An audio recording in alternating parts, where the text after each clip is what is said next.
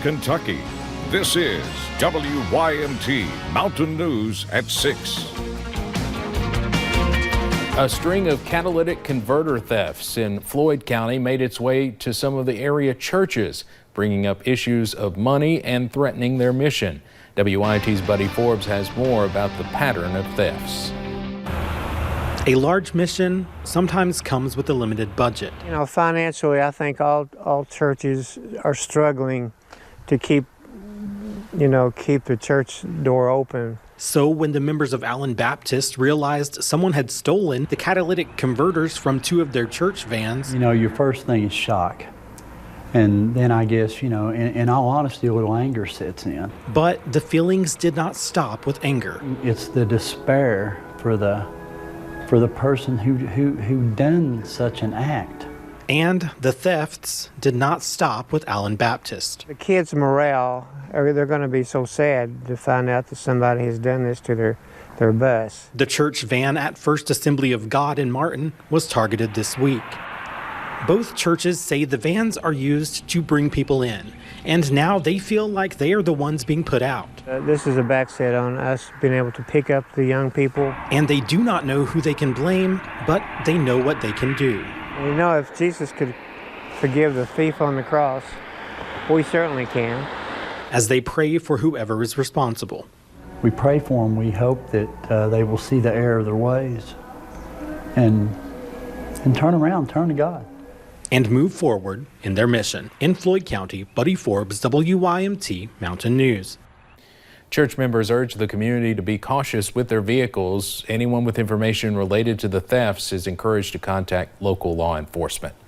Today, a man pleaded guilty in connection with a Laurel County murder. Michael Collier will learn his punishment January 9th. Collier shot and killed his father-in-law 2 years ago. 2 others, including his estranged wife, were injured. Collier pleaded guilty to murder and 2 counts of assault. The recommended sentence is 20 years.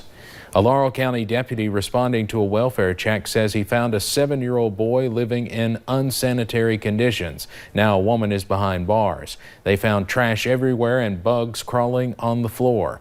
8-year-old Candace Seiler lived there with a child. Deputies say a neighbor requested the welfare check, expressing concerns about the child.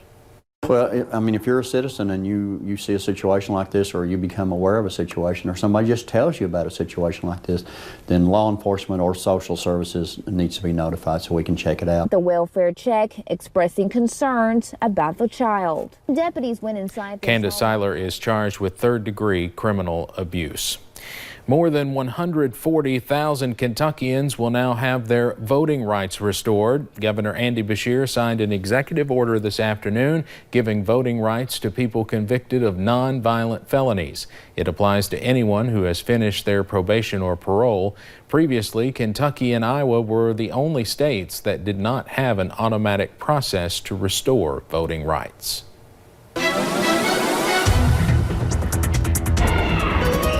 I'm out here in Knott Central for the WYMT Food City Mountain Classic. We got the girls going on behind me. It's Floyd Central and Pike Central. We got 2 more games coming up later tonight as well. Weather, though, looking a lot better today than it has been the past couple of days. Slowly but surely getting better.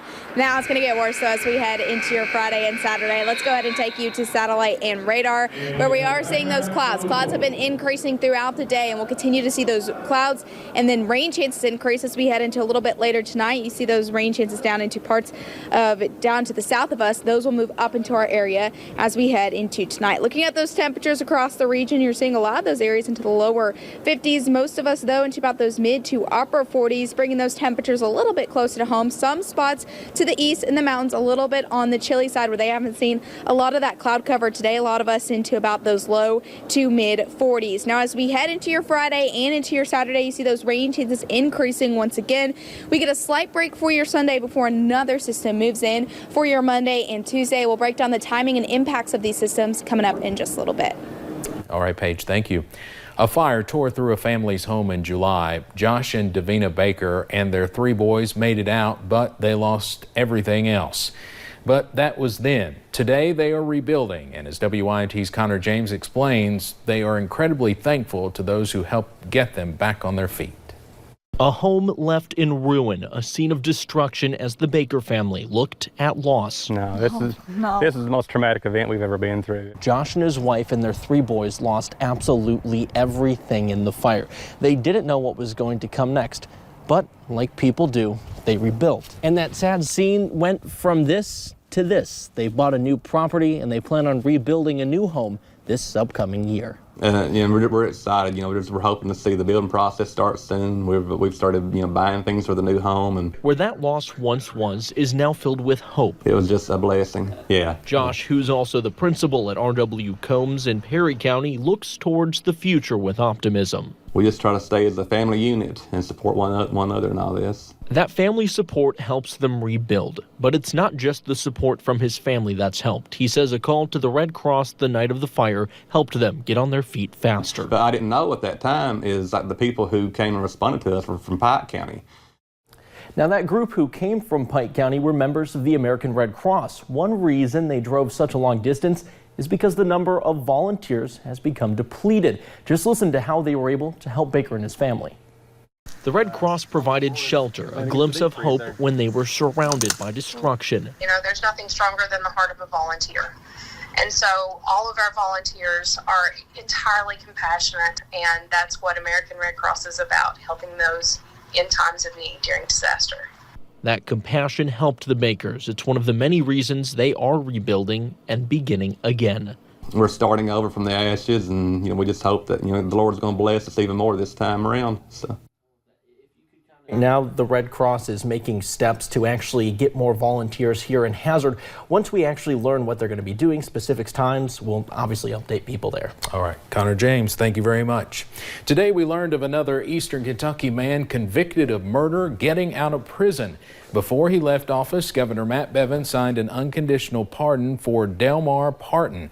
He was serving a life sentence for the 1993 murder of Betty Carnes in Knox County. Investigators found her beheaded and in a 55-gallon barrel.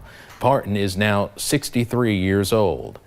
A grand jury will hear the case of a Knox County man accused of running off with a child and hiding in the rain. We first told you about Christopher Stute's arrest Tuesday. A not guilty plea was entered on his behalf today. Deputies say he ran from a home with the child following a domestic dispute. Someone found the toddler alone in the woods more than 1 hour later. Stutes faces a host of charges.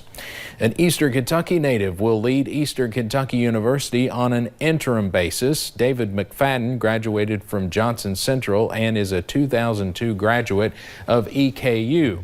The Board of Regents voted to make him interim president during a meeting today. He takes over for Michael Benson, who stepped down as president earlier this week. The next legislative session is less than 1 month away, and one Kentucky lawmaker wants to ban flavored e-cigarettes. State Representative Buddy Wheatley pre-filed a bill to ban the sale of any flavored vaping product. People who violate the ban would be fined. The bill comes after 3 Kentucky school districts sued the makers of e-cigarettes. Dr. Wayne Lewis is out as the state's education commissioner. He resigned after hours of negotiations today behind closed doors. It all happened at a special meeting of the State Board of Education made up of members just appointed by Governor Andy Beshear. And as Garrett Weimer explains, it all comes as the old members of that board question whether the new board is even legal. At an event at the Capitol, Governor Andy Beshear thanked Wayne Lewis for his service as Education Commissioner. With this change, I believe we can lift everybody back up and move forward together. At the Department of Education, state officials here insisted politics had nothing to do with it and won't as they seek to replace Lewis. This is really a return to what the Kentucky Education Reform Act intended. The appointment of a quality board of members to this board and a national search for a commissioner of education. That search is needed now that Lewis resigned amid negotiations during a special meeting called just to discuss his potential firing. His resignation accepted by board members just sworn in at that meeting, their appointments sparking legal challenges from previous board members. 3 courts rejected the previous board's pleas to stop this meeting from happening. Now those members tell us they have to talk to decide whether or not to keep challenging this all in court. The Kentucky Department of Education and our education system should not be the arena for rank partisan politics.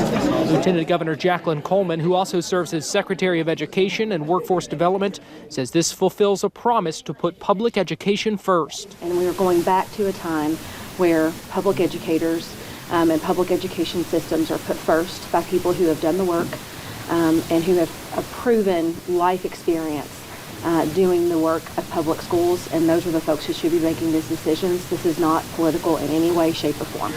While critics are concerned about the precedent it sets, now the board will look for the firm to conduct their search for Lewis's replacement. In Frankfort, Garrett Weimer, WKYT. Members of the previous Board of Education tell us they will have to talk to decide whether or not to keep challenging the issue in court. If you need something fun to do the next couple of days, look no further than downtown Hazard. Tonight kicks off Christmas in a Small Town. We sent WYMT's Emily Bennett to check out what's going on. Emily? Steve, it's beginning to look a lot like Christmas. As you can see behind me, skaters are loving the ice skating rink here in Triangle Park, and tonight is family night, meaning families can skate for just $10. There are also inflatables for kids to enjoy, local craft vendors, and of course, plenty of food to go around. Organizers are hoping this will get everyone ready for the holidays, and of course, everyone is excited for the ice rink. This is something that a lot of people might not get an opportunity to do because they can't travel to go to where there is an ice rink. So now we bring the ice rink to you, so you don't have to travel anywhere. Now, tomorrow there will be a parade of car lights, and on Saturday at 4 is the annual parade. And Saturday night, they are going to have fireworks, and I'm told they're going to be choreographed to Christmas carols, so you definitely want to check that out. Live in Hazard, Emily Bennett, WYMT Mountain News. Fireworks is new this year. I'm sure that will be something to see. Launching the same place as the 4th of July fireworks, I understand, too. So, Emily, thank you very much. Well, as students across the region count down to Christmas break, one company is helping students in Johnson County have something to look forward to on Christmas Day. Real-Time Acquisitions donated $2,000 to the Angel Tree Project at W.R. Castle Elementary School today, helping the Family Resource Center purchase gifts for more than 120 kids this year. I came to Mr. Young. He said that we have a bunch of kids that may not have Christmas this year, and for me that's unacceptable. But we do cover the basic needs, but this is going to go a little bit further than that. That's what Christmas is all about. Principal Stephen Young says the school is blessed with a caring community that always helps his students feel special. And soggy weather returns as we head into tomorrow and your Saturday. We'll break down the timing and details coming up in just a few short minutes.